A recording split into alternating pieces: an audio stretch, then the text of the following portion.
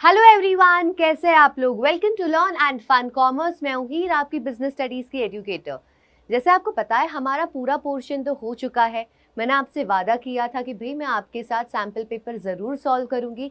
तो इस बार ये जो मेरा क्लास है ये आपको मैं पूरा इसमें सैम्पल पेपर सॉल्व करवा दूंगी, आपको इसका पूरा समझाऊंगी कि कैसे क्वेश्चंस आते हैं, हमें उसका आंसर कैसे देना है। तो वो सब हम लोग आज ये क्लास में ख़त्म कर देंगे। जल्दी जल्दी एक बार देख लेते हैं कि हमारा जो पेपर है वो कैसे आने वाला है। एज यू कैन सी इसमें क्या कह रहे हैं, इसमें टोटल हमें 12 क्वेश्चंस आने वाले हैं। 40 मार्क का पेपर है, 2 घंटे में आपको ये पेपर खत्म करना है। बराबर 12 क्वेश्चंस है। 12 क्वेश्चन कैसे देंगे, 2 मार्क के जो क्वेश्चन हैं वो 4 आ जाएंगे, 3 मार्क के जो क्वेश्चन है वो भी 4 आ जाएंगे और 5 मार्क के जो क्वेश्चन है वो भी 4 आ जाएंगे। जब आप इसको ऐड करोगे आपका टोटल हो जाएगा 40 मार्क्स का। ठीक है, 40 मार्क्स का हो जाएगा। जो 2 मार्क का है उसमें आपको कोई भी ऑप्शन नहीं है। 3 मार्क में और 5 मार्क वाले के एक क्वेश्चन में आपको ऑप्शन है।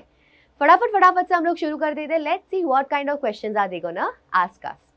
सबसे पहला क्वेश्चन क्या है, identify and explain the two sources of the source of recruitment which cannot be used। ऐसे कौन से 2 सोर्सेस है सोर्स ऑफ रिक्रूटमेंट के जो हम यूज नहीं कर सकते when the existing staff is either insufficient or does not fulfill the eligibility criteria। तो हम लोग कौन से यूज नहीं कर सकते। ऑब्वियसली देखो, सबसे पहले तो हमारे सोर्स ऑफ रिक्रूटमेंट कौन से हैं। अगर हम उसी की सिर्फ बात कर ले, हमारे सोर्स ऑफ रिक्रूटमेंट 2 है, करेक्ट। तो ये तो हमने बात कर ली, चलो इंटरनल और एक्सटर्नल। अब हमें पता है कि भाई कब यूज नहीं कर सकते, अगर हमारे एग्जिस्टिंग एम्प्लॉयज बराबर नहीं है। एग्जिस्टिंग अगर एम्प्लॉयज बराबर नहीं है तो हम इंटरनल कैसे यूज करें, नहीं कर पाएंगे ना। इट्स नॉट पॉसिबल ओनली, क्योंकि अगर उनकी एलिजिबिलिटी नहीं है तो मैं इनको कैसे ले लूँ। सो यहाँ पे हमारा आंसर क्या आ जाएगा, internal source of recruitment. Internal source of recruitment के हमें सोर्स बताने, 2 ही तो सोर्स है हमारे, कौन से है, ट्रांसफर और प्रमोशन। ठीक है, फिर क्या कर देना है आपको, उन दोनों को आपको एक्सप्लेन कर देना है। ज़्यादा कुछ है नहीं, एक्सप्लेनेशन में छोटा सा आपको लिख देना है। एक्सप्लेनेशन करने में आपको कोई भी दिक्कत नहीं आएगी। अगर आपको आए दिक्कत, मैंने इसके क्या कर दिए है, पहले ही आपको 1 शॉट बनाकर अच्छे से दे दिए है, you can see it over there. बराबर, बट एक्सप्लेन आपको करने में बिल्कुल भी प्रॉब्लम इसलिए नहीं आएगी क्योंकि अभी आपके कंसेप्ट अच्छे से क्लियर हो चुके हैं। बराबर, तो how are you going to write the answer. The answer you will be writing it as the internal source of recruitment, that is transfer and promotion, cannot be used if the existing blah blah blah blah blah, वो लिख दिया, उसमें transfer को explain कर दो और promotion को explain कर दो। ठीक है, चलो ये अगर आपने ये कर लिया तो आपको 2 मार्क्स पक्के, आपके कोई भी नहीं ले सकता। नेक्स्ट क्वेश्चन पर आते हैं। ये केस स्टडी वाला क्वेश्चन है, देखो है ना, केस स्टडी है ये। इसमें क्या कह रहे हैं, Mica Limited is dealing in all types of cosmetic products. It is enjoying increased demand for its product during the last few years. उनके प्रोडक्ट की डिमांड बहुत ज़्यादा बढ़ रही है। For the purpose of expansion, the company needs 100 crores as additional capital। और पैसे चाहिए। The company decides to raise fund through equity shares.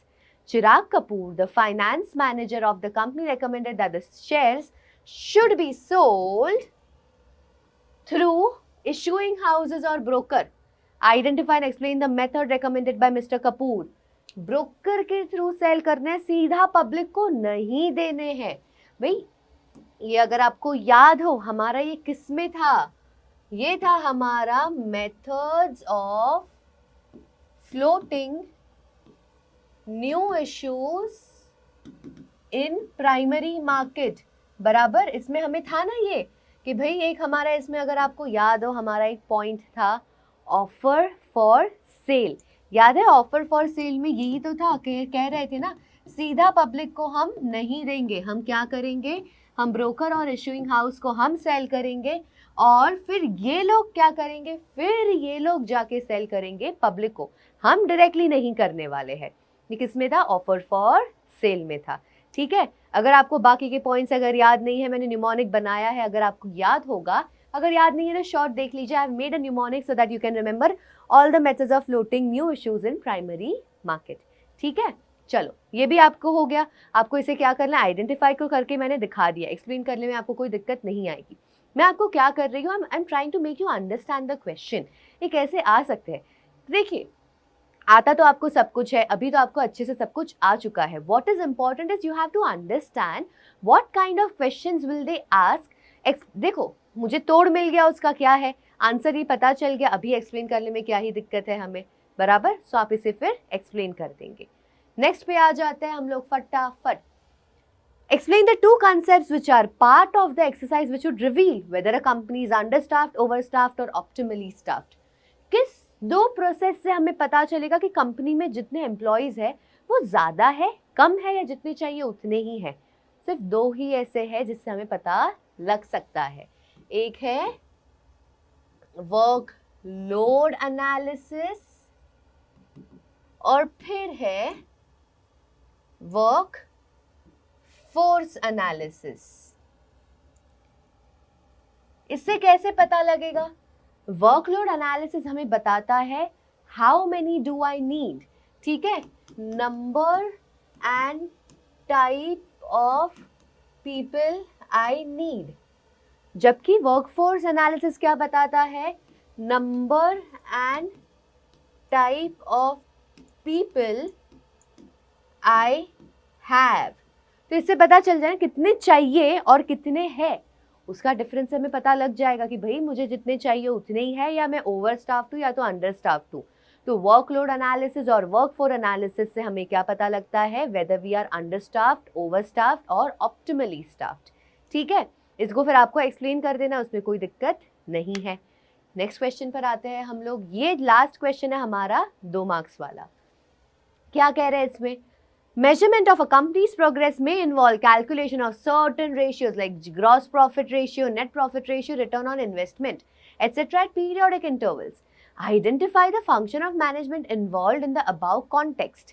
Also briefly explain the step in the process of identified function discussed above. बोल रहे हैं ये जो हमारा line है वो कौन से फंक्शन ऑफ मैनेजमेंट की बात कर रहा है, कौन सा है। आपका एक काम बहुत आसान हो जाएगा। आपके है टोटल कितने, 5 है, उसमें से 2 तो आपको आ ही नहीं रहे हैं ये टर्म में, बराबर। तो प्लानिंग और ऑर्गेनाइजिंग गया, कितने बचे, स्टाफिंग, डायरेक्टिंग, कंट्रोलिंग। इसमें स्टाफिंग जैसा कुछ लग रहा है, बिल्कुल भी नहीं। स्टाफिंग जैसी तो कोई इसमें चीज ही नहीं आ रही है।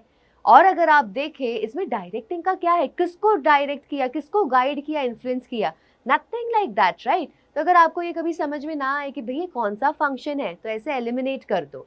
तो ये कौन सा फंक्शन है, ये है हमारा कंट्रोलिंग का फंक्शन। ठीक है, ये है हमारा कंट्रोलिंग का फंक्शन। इसमें बोल रहा है ये कौन सा स्टेप है, ये कौन सा स्टेप कर रहे हैं यहाँ पे, भाई हमारे कितने स्टेप्स है वो तो अभी आपको अच्छे से पता है।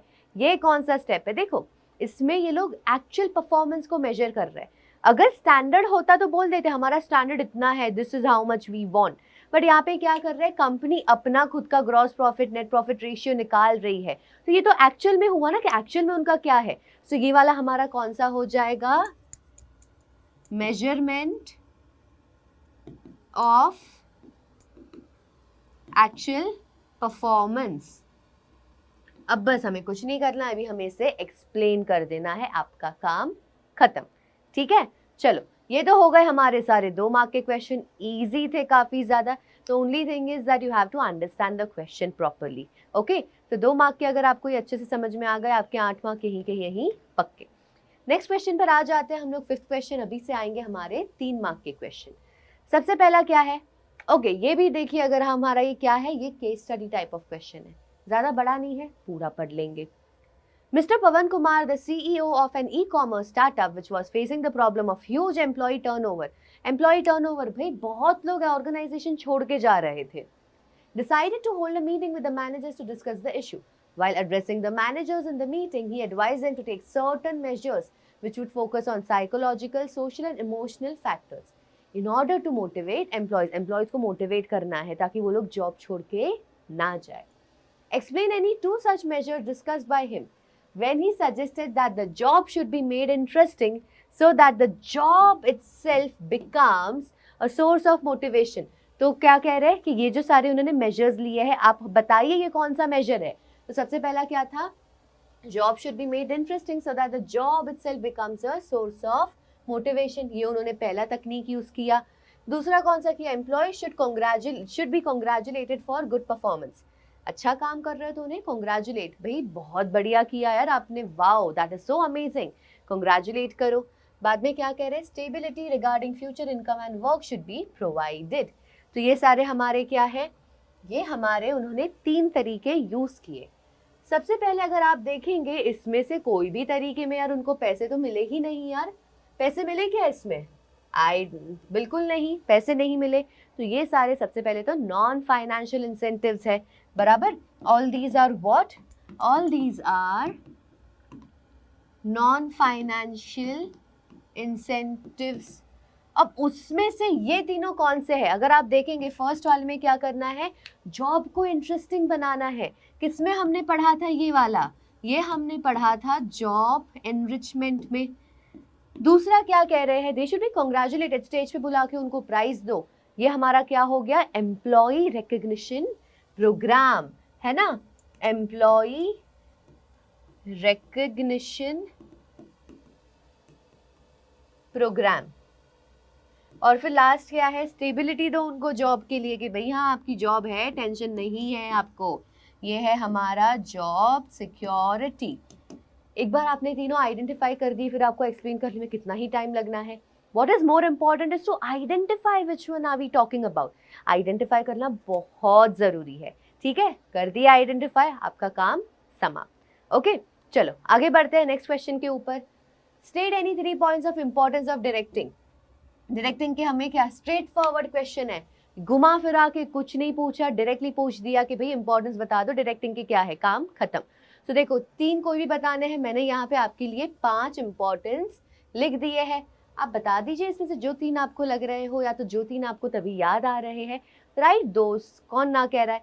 3 अगर बोला है ना, आई वुड सजेस्ट कि एक बार 4 लिख कर आ जाना, क्योंकि यार आपको at least be on a safer side ना, कि हाँ ठीक है 4 लिख दिया, अगर एक थोड़ा सही से नहीं हुआ तो चौथा वाला तो है हमारे पास।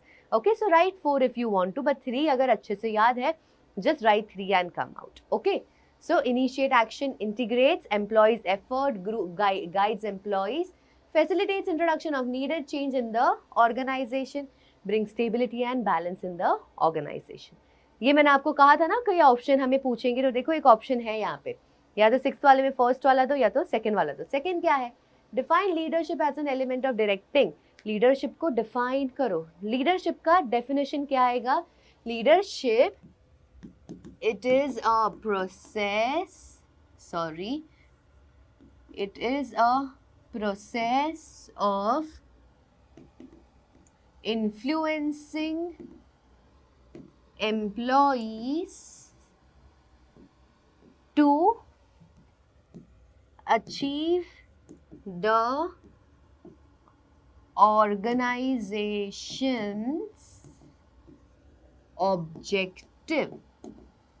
ठीक है, सो ये हो गया हमारा डेफिनेशन।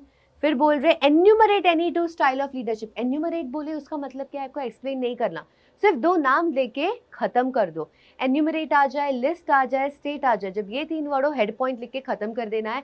अंदर का हमें जो मटेरियल है वो लिखना नहीं है, एक्सप्लेनेशन लिखने की ज़रूरत नहीं है। तो हमारे कौन से हैं, आप बता दीजिए, आपको जो याद है। 3 है, उसमें से 2 ही तो बताने हैं। कौन सा है सबसे पहला, ऑटोक्रेटिक, डेमोक्रेटिक, और तीसरा कौन सा है, लाइजेस फेरे। ठीक है, तीसरा है लाइजेस फेरे। खत्म, इजी। नेक्स्ट पर आ जाता है हम लोग। यहाँ पे भी अगर आप देखेंगे स्टेट एनी 3 पॉइंट्स, मैंने आपको क्या कहा, स्टेट, लिस्ट, एन्यूमरेट। तो आपको पता है इसका एक्सप्लेनेशन लिखने की भी जरूरत नहीं है, सिर्फ हेड पॉइंट्स लिखकर आ जाओ, आपका काम खत्म। I am telling you for sure कि आपके कोई भी मार्क्स काटेगा नहीं। देखो कितना इजी, सिर्फ 3 नाम लिखने के आपको 3 मार्क्स मिल रहे हैं, ये तो बहुत बढ़िया हो गया यार, है ना। चलो नेक्स्ट क्वेश्चन पर आते हैं। List any 3 factors affecting the working capital requirement of a company. List, वापस से सिर्फ लिस्ट बोला है, आपको इसको एक्सप्लेन करने की जरूरत नहीं है। पर फिर भी अगर आपको डर लग रहा है कि अरे यार इसको एक्सप्लेन ना करे, अगर हमारे मार्क्स चले गए, तो एक सेंटेंस लिख कर आ जाओ, it's your wish, no problem at all. ठीक है, बट लिस्ट मतलब सिर्फ नाम लिख दोगे, आपका काम खत्म हो जाएगा। तो वर्किंग कैपिटल रिक्वायरमेंट के हमारे फैक्टर्स क्या क्या है, वो हमारे क्या आ जाएंगे। सबसे पहले तो आ जाएगा प्रोडक्शन साइकिल आ जाएगा, बराबर। उसके बाद हमारा और क्या आ जाएगा, हाँ ठीक है, सबसे पहला तो मुझे वो याद आ गया, नेचर ऑफ बिजनेस है, बराबर। उसके बाद क्या है, scale of operation,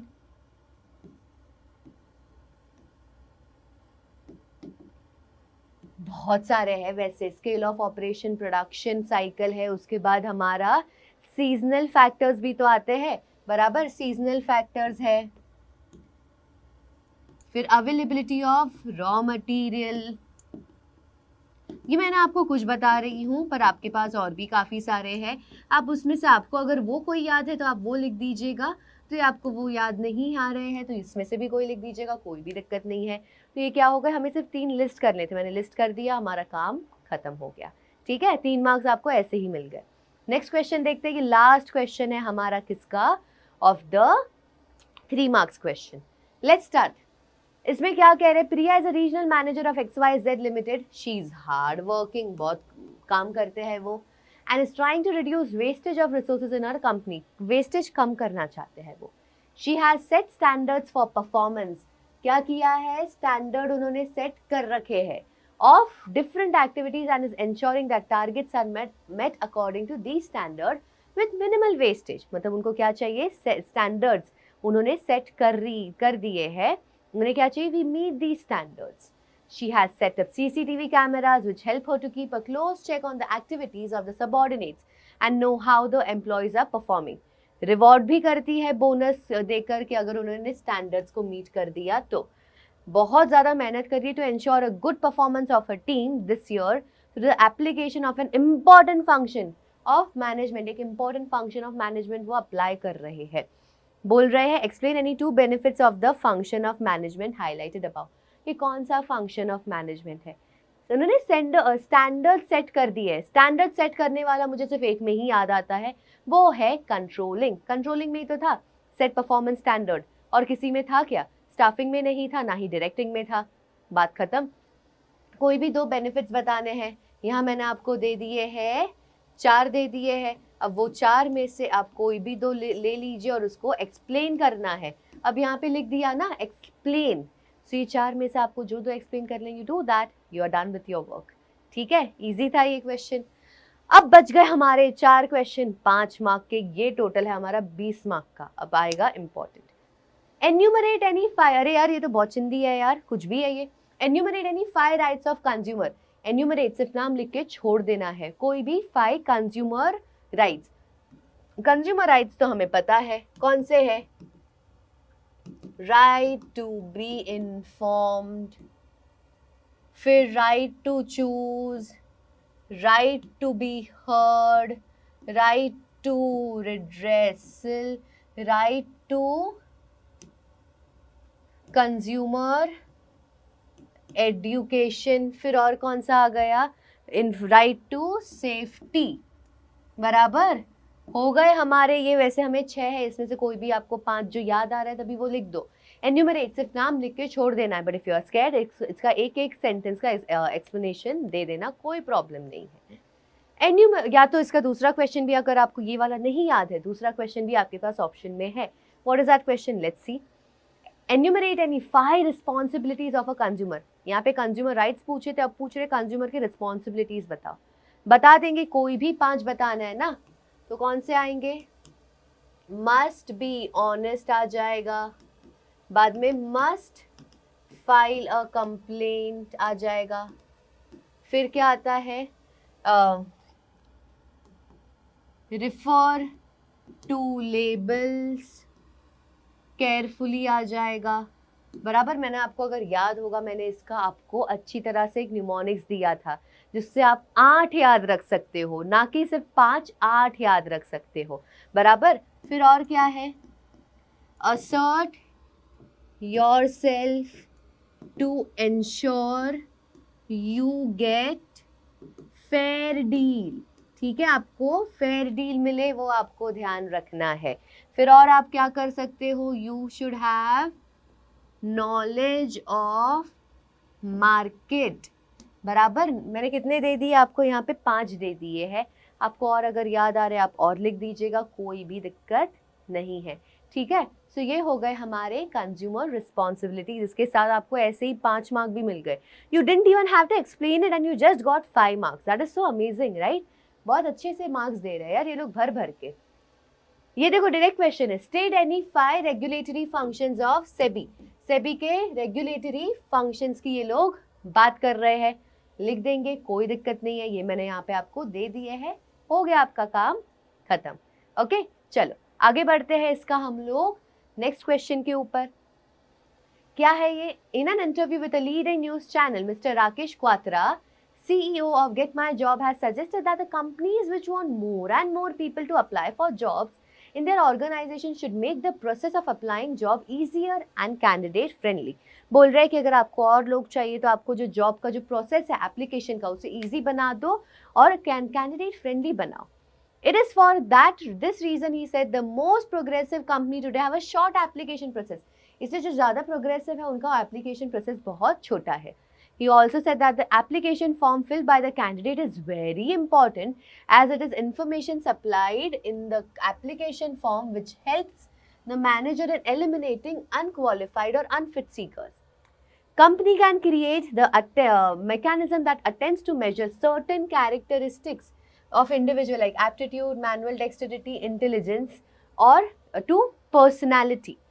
Candidate may then be called for an in-depth conversation to evaluate their suitability for the job। ये सब उनके साथ कर सकते हैं।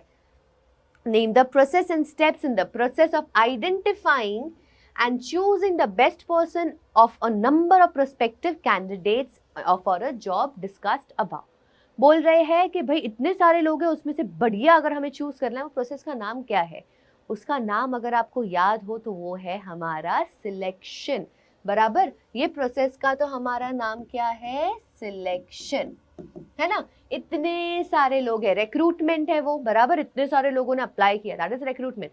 उसमें से बढ़िया वाले चूज करना, दैट इज सिलेक्शन। बराबर, ये तो हमने फर्स्ट का आंसर दे दिया। नेम द प्रोसेस, नेम कर दिया। अभी क्या कर रहे हैं? Also explain the next 3 steps in the process which can be subsequently performed by the company। ये 3 स्टेप परफॉर्म करने के बाद नेक्स्ट कौन से 3 स्टेप्स परफॉर्म कर सकते हैं? तो इसके लिए हमें ये 3 स्टेप्स को पहले तो आइडेंटिफाई करना पड़ेगा। Which 3 steps are there over here? सबसे पहले तो एप्लीकेशन फॉर्म। एप्लीकेशन फॉर्म तो हमारा क्या हो जाता है? प्रिलिमिनरी स्क्रीनिंग ना, तभी तो एप्लीकेशन फॉर्म हमारा आता है, बराबर, जिसमें वो लोग एक अपना रेज्यूमे देंगे और वो लोग समझेंगे उनको। ये हो गया प्रिलिमिनरी स्क्रीनिंग।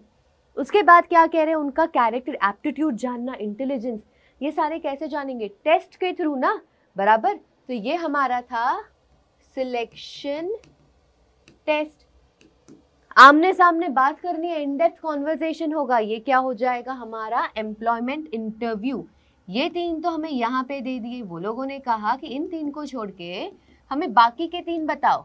वो लोग बोल रहे हैं नेक्स्ट 3 स्टेप्स कौन से होंगे? नेक्स्ट 3 स्टेप्स तो हमें पता है इसमें कौन से हो जाएंगे। इसमें इसके बाद क्या आएगा? रेफरेंस एंड बैकग्राउंड चेक आ जाएगा, बराबर। उसके बाद क्या आ जाएगा? Selection decision. वो लेने के बाद आता है हमारा मेडिकल एग्जामिनेशन। ठीक है, ऐसे हमारा ये आ जाएंगे। बाकी के 3 स्टेप्स मैंने बता दिए, हमारा काम खत्म। आपको एक्सप्लेन करना है तो आपको देखिए यहाँ पे मैंने एक को बढ़िया सा बता दिया है, आप उसको आराम से देख सकते हैं and you can write this thing down. Okay, तो ये हो गया सिलेक्शन। स्टेप्स जो हमें डिस्कस किए थे वो हमारे ये 3 मैंने आपको समझा दिए। हमें बोला था नेक्स्ट 3 स्टेप्स बताओ, तो ये रहे बाकी के 3 स्टेप्स। ओके, लास्ट क्वेश्चन पर आ जाते हैं, उसके बाद आपका ये पेपर खत्म। इसमें आपके पास ऑप्शन है, तो देखिए जैसे आपने देखा आपके पास 2 मार्क में एक भी ऑप्शन नहीं, 3 मार्क में एक ऑप्शन, 5 मार्क के क्वेश्चन में आपके पास 2 ऑप्शंस होंगे। ठीक है, क्या कह रहे हैं इसमें? Wunsch Limited is a large and reputed company which manufactures ventilators। After the outbreak of COVID-19 in 2020, the company witnessed an increase in revenue by 40%। Revenue बढ़ गया उनका, वेंटिलेटर्स ऑब्वियसली चाहिए ही थे वो टाइम पे, है ना। It has plans to further increase its production capacity and also start production of PPE kits, sanitizer, masks in 2022. Finance manager of the company, Mr. Rajiv, feels confident about the future of the company and its liquidity position. तो अभी क्या कह रहे हैं? Discuss the meaning of dividend decision. वो लोग बोल रहे हैं discuss the meaning of dividend decision and in the light of the above statement, explain any two factors, कोई भी factors which should be considered by Vansh Limited while formulating the dividend policy of the company. सबसे पहले तो हमें dividend decision का meaning बताना है. What is dividend decision? It is a decision regarding how the profit, how much it should be distributed as the dividend and how much should a company keep it as a retained earning. ठीक है, वही तो है हमारा dividend decision. उसमें हमें क्या बता रहे हैं कि भाई मेरे पास प्रॉफिट तो है, उसमें से मैं कितना डिविडेंड में दूं और कितना मैं अपने पास सेविंग्स में रखूं, दैट इज रिटेन कितना करके रखूं. ये हो गया डिविडेंड डिसीजन. कह रहे हैं कोई भी दो फैक्टर्स बताओ. डिविडेंड डिसीजन के फैक्टर्स तो हमारे पास इतने सारे थे, हमें तो कोई भी बताने हैं दो. तो मैंने, चलो मैं एकदम सिंपल वाले आपको दो कोई बता देती हूँ. सबसे पहला कौन सा है? स्टेबिलिटी इन अर्निंग्स, ये हमारा सबसे पहला आ गया. और दूसरा क्या है? Growth opportunities. अगर ग्रोथ अपॉर्चुनिटीज दिख रही है तो रिटेन करके ज्यादा रखेंगे ना, बराबर अपने पास ज्यादा रखेंगे क्योंकि उन्हें पता है आगे हमारा बहुत ग्रोथ होने वाला है, तो वो लोग क्या करते हैं? रिटेन करके रखते हैं. ठीक है, बस इन दोनों को आप एक्सप्लेन कर दो, या तो आपके पास कोई और पॉइंट है आप उससे एक्सप्लेन कर दो, इट्स कंप्लीटली फाइन. ओके, चलो आ जाते हैं इसके और के ऊपर. ये आ गया हमारा न्यूमेरिकल.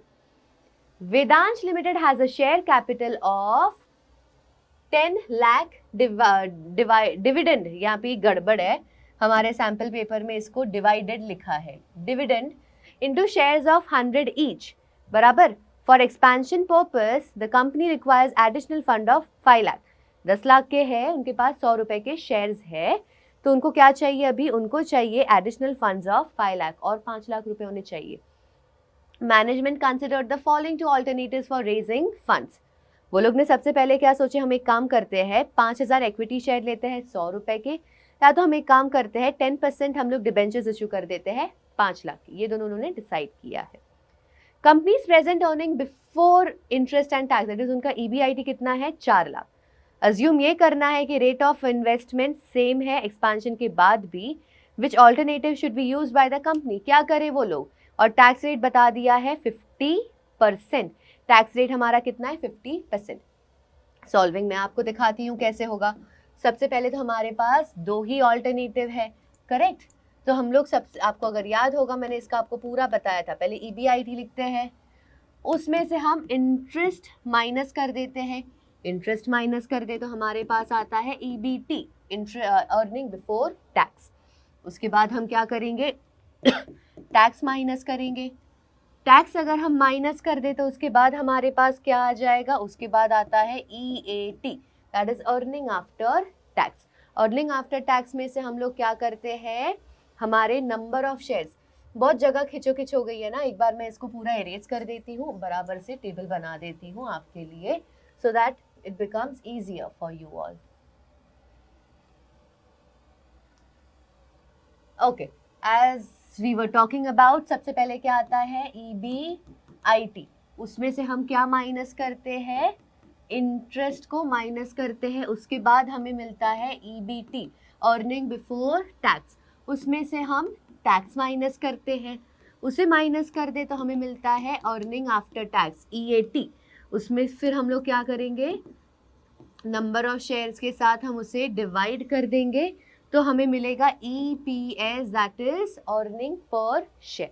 ठीक है, अब हमारे पास दो ऑल्टरनेटिव है, एक है ऑल्टरनेटिव 1 और एक है ऑल्टरनेटिव 2. दोनों केस में हमारा ईबीआईटी कितना था? 4 लाख. तो यहाँ पे हम क्या लिख देंगे? 4 लाख.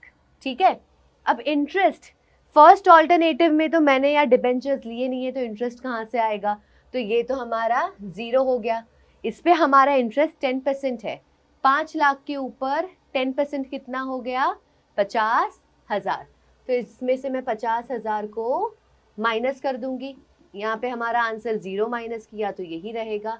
इधर हमारा आ जाएगा 3,50,000. अब हम लोग क्या करेंगे? टैक्स को माइनस करेंगे. टैक्स कितना बताया था? 50% बताया था। 50% हमारा क्या हो जाएगा इसका? 50% मतलब आधा कर दो ना, क्या सोचना है इतना। इसका 50% है हमारा 2 लाख और इसका 50% कितना है? 1,75,000। तो अभी यार ऑब्वियसली आधा किया तो आधा ही बचेगा ना, तो 2 लाख बचा, इसको इसमें से माइनस करके और इसमें से 1,75,000 बचा। नंबर ऑफ शेयर्स कितने हैं? फर्स्ट देखो, सबसे पहले तो हमारे पास 10 लाख के 100 रुपए के थे, है ना। 10 लाख रुपए जो हमारे पास थे उसमें से हमारे पास 100 रुपए के शेयर्स थे, तो ऑलरेडी मेरे पास कितने शेयर्स थे? मेरे पास 10,000 शेयर्स तो ऑलरेडी थे, बराबर। इसमें से ये माइनस कर दो, 10,000 तो पहले से थे। फिर क्या किया? 5,000 और लेकर आ गए ना, तो फिर फर्स्ट केस में तो मेरे पास अब 15,000 हो गए, बराबर। सेकंड केस में तो मैंने शेयर्स नहीं लिए, मैंने डिबेंचर्स लिए, तो वो 10,000 के 10,000 ही रहेंगे, करेक्ट। तो यहाँ पे तो हमारा आ जाएगा 10,000। ये मेरे क्या है? Number of shares. First scenario में मैंने तो शेयर्स के थ्रू पैसे रेस किए थे, तो मेरे शेयर्स बढ़ गए ना, 15 कितने हो गए? 5,000 से बढ़ गए तो 15,000 हुए। सेकंड सिनेरियो में मैंने तो शेयर्स लिए ही नहीं है, जो पहले की पड़े है वही है, तो मेरे शेयर्स तो 10,000 के 10,000 ही रहेंगे, बराबर। तो अभी हम लोगों को अगर इसका आंसर निकालना है, क्या हो जाएगा? 2 लाख में से हम 15,000 माइनस कर देंगे, ये कितना है? ये अगर मैं देखूं 40 और ये हो जाएगा 3, बराबर। तो 40 और 3 को अगर हम करें तो कुछ आता है 13.33। जबकि अगर मैं इसको करूं तो यहाँ पे देखिए 3 0 गए, एक यहाँ पे आ गया, तो ये आ गया 17.5। Which scenario is better? Obviously debentures लेना। देखो अर्निंग पर शेयर इसमें ज़्यादा आ रहा है मेरा, so what would I suggest कि भाई आप लोग इक्विटी शेयर के थ्रू कैपिटल मत रेस करो, you raise it through issuing debentures, क्योंकि डिबेंचर्स में हमारा अर्निंग पर शेयर ज़्यादा आ रहा है। ठीक है, इसका वर्किंग बहुत ईजी है, समझने की ज़रूरत है हमें कैसे किया। ओके चलो, आई होप सो आपको ये अच्छे से क्लियर हो चुका है। नेक्स्ट जो क्लास है उसमें मैं आपके साथ कुछ और करूँगी, ठीक है। Thank you so much everyone.